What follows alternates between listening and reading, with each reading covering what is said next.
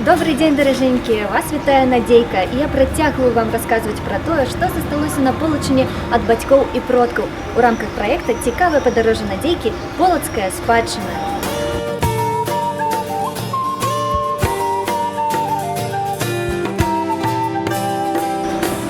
Самай вялізнай спадчынай любога народа з'яўляецца тое, што перадаецца з пакалення ў пакаленне.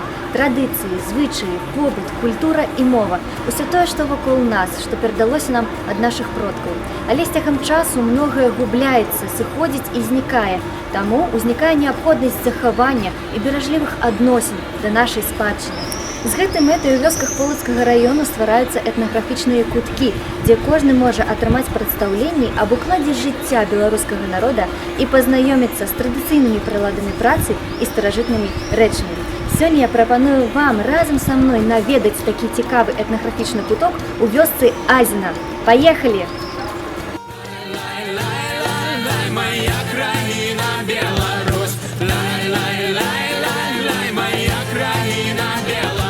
Сабраныя ў этнаграфічным кутку экспанаты народнай творчасці – гэта унікальны матэрыял, які вобразна і усебакова раскрывае народную душу жыхароў вёсцы Азіна. Раскрывае бачанне прыроды і яе ўзаемасувязь з чалавекам і яго жыццём. Прадстаўленыя народныя вышыўкі і ткацтва разглядаюцца не толькі як утылітарныя вырабы, але як багатая крыніца старадаўніх вобразаў і матываў. Посцілкі, рушнікі, абрусы і іншыя вырабы – гэта ўсё своеасаблівая аповесць пра жыццё чалавека, пра яго працу, пра радасці і нягоды, мэты і спадзяванні.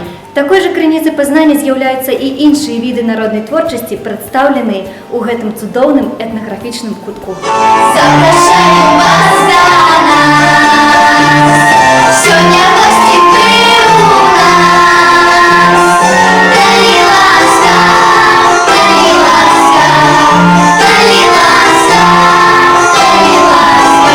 Сегодня мы запрашаем вас отправиться в подорожжа у минулое, убачить и познакомиться с речами, які використовували в своем житті наши продки. Экспозиция представлена жыхарамі Азінского сельского совета. Усе собранные речи – это найдаражэйшы скарб, які дастаўся ім ад іх бацькоў і дзядоў.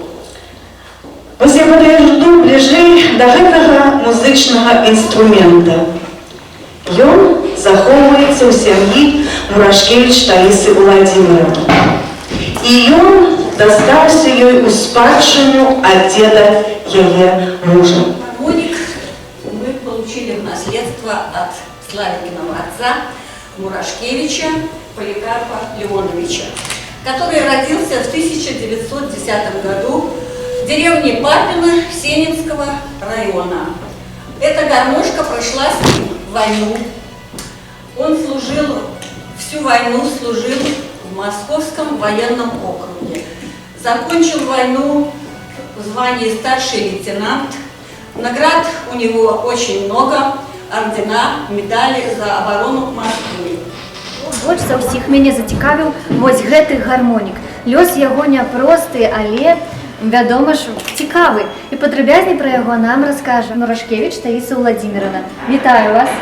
Добрый день! Вы сёння ўжо шмат чаго расказалі, шмат інфармацыі пра гэты гармонік, як ён дастаўся вам па спадчыне, але раскажыце, калі ласка, ці ёсць якія-небудзь цікавыя гісторыі, звязаныя з ім? Ну, цікавые истории такие, что этот гармоник улепили не одно веселье отгулял, потому что батька Вячеслава Поликарповича играл на гармоник очень здорово. Мама пела. А еще, когда отец начал после войны работать инспектором пожарной охраны, то им нужно было ездить по селам и проводить учебные занятия. И он всегда с собой брал гармошку. И говорит, как заиграет гармошка по селу, так люди собираются. Тогда, говорит, получалось, что наши такие посиделки не только учебные, но и где-то люди подпоют, где-то пошутят.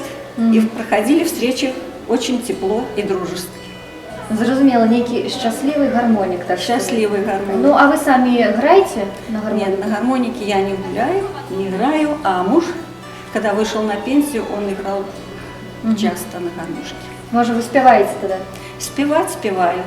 Так, ну сёння мы паслухаем з гледачамі, як вы спяваеце. Дамовіліся? Дамовились. Ну, тады, калі ласка, прыміце невялічкі падарунак ад нас. Дзякуй вялікі, што прынялі ўдзел у нашым праекце. Спасибо. Калі ласка. Дякую.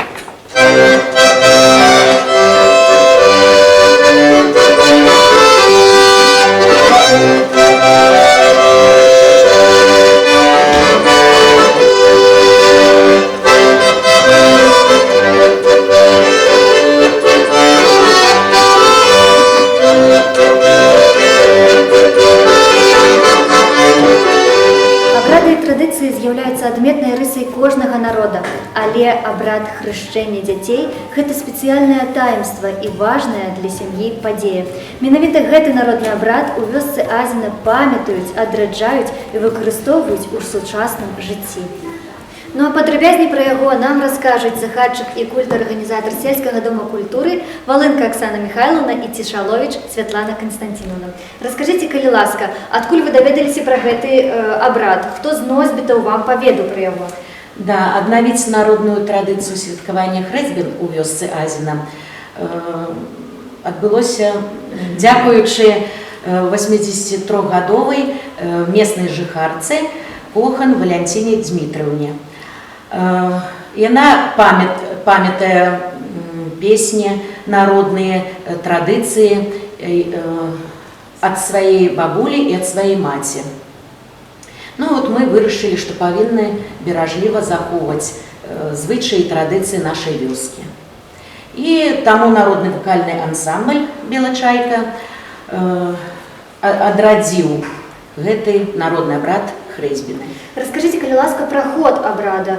З чаго мы павінны пачынаць і хто павінен прысутнічаць пры гэтым? Будучыя хросныя бацькі з дзіцяці павінны абысці тройчы вакол стала па сонцу. Потым прысесці і назіраць, каб ніхто не сеў насупраць дзвярэй. А гаспадыня павінна зачыніць дзвер печ заслонку і прыставіць да яе качаргу, каб была ўдалая паездка. А каля парога ў хаце клалі для дзяўчынкі лён і іголку, каб дзяўчынка хутчэй вырасла і стала добрай гаспадынькай, а для хлопчыка сякеру, каб ён вырас хутчэй і стаў добрым гаспадарам.